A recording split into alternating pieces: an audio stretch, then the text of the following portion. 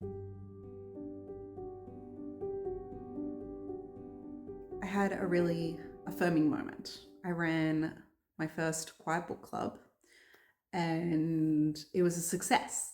And it was so comforting and reassuring to know that something I put out there in the world actually worked and it felt good and people received it how I intended for it to be received. And I had the responses and the the responses of what I was hoping to get out of it. Basically, the concept behind it was for people to come, sit, and read a book for an hour in silence in a public location. It was at a really nice restaurant, pub around here, really nice lounge room space in the restaurant. You could just turn up and read whatever book you wanted for an hour without going on your phone. And for the first one, I had 15 people turn up, which I thought was amazing. There was such a huge response. I shared it on a Facebook community page, and this is a very small community. Like, I live in Australia and I live on Tasmania, and so there's not many people in Tasmania to start with. So the fact that I think there was over 200 likes on this post and so many comments, like 60 comments, and then for 15 people to turn up, and so many people messaged me saying that they couldn't make it. And it was just a really amazing experience to come into a room. And I introduced myself at the beginning and was like, all right, grab a drink, do what you need to do, get comfy. We had about a 15-minute window, and then it was time, and I was like, all right, let's just sit and read. I've got an alarm, it's going to go off in an hour, and when the alarm goes off, you can leave or you can stay and connect. And everyone sat and read and just enjoyed the moment. And then it went by so fast, and I wrapped it up and then was just chatting to people at the end. And it was such a wide variety of ages, like 19-year-olds to like 70-year-olds. And I was talking to the younger girls and some of the others, and they're like, the time went so fast. And at home, I can't read for more than 15 minutes without needing to check my phone or go and do something else or get bored or get distracted. And I was shocked that I was able to actually sit there for a whole hour and only read, and then for it to be over and not to have looked at my phone. And it shows me that maybe I can actually do this at home for myself as well, which was really what I wanted to get out of this. I wanted to teach people the art of single tasking and the fact that we don't need to constantly distract ourselves, and the beauty that will actually come of doing just one thing for a prolonged amount of time.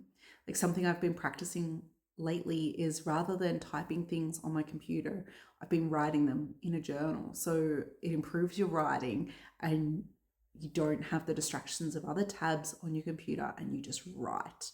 And I wrote, like aim to write like 3 or so pages. And it's not easy, but there is a beautiful feeling that comes of it. And I feel like it improves your writing. It also helps you to learn how to spell properly again, because I think with predictive text, we're losing how to spell properly.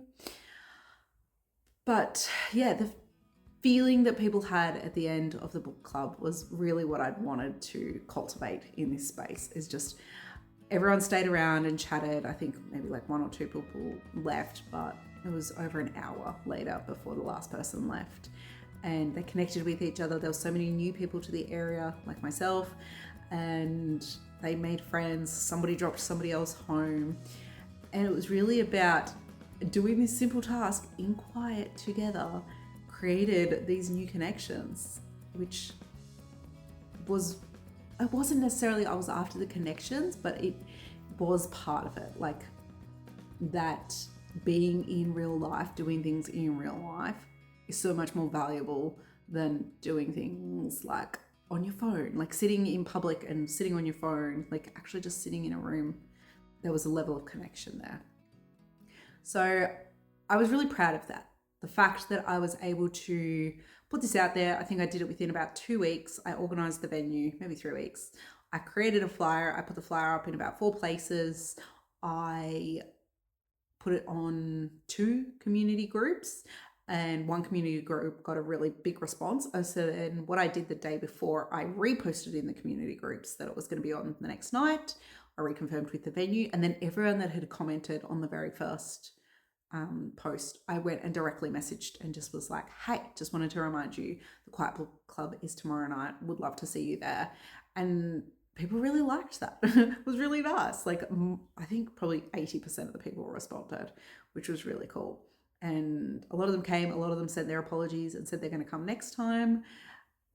And it was showing me that this was easier for me because there wasn't going to be a monetary gain.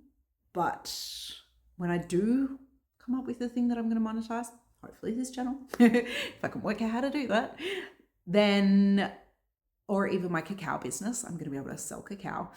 It just proves to myself that I can follow through on something and I do actually finish it. Because part of that as well was like, I have all these great ideas and I never execute them. And that's why, if you haven't already watched my first video, I talked about this idea of the Quiet Book Club and how I was going to keep myself accountable and actually execute it.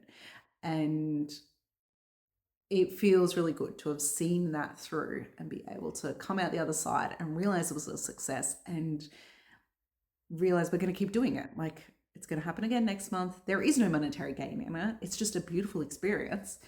And I achieved it, which is great. So I think it's reassuring as well with my cacao business that I'm working on. I like to just persevere, even if I'm struggling to find a supplier. So again, if you know a supplier in Ecuador, let me know. And if you are interested in one day buying this cacao, leave a comment below and let me know, because I know you can get it everywhere, but yeah, I want a really good, high quality, organic cacao that I can supply to people.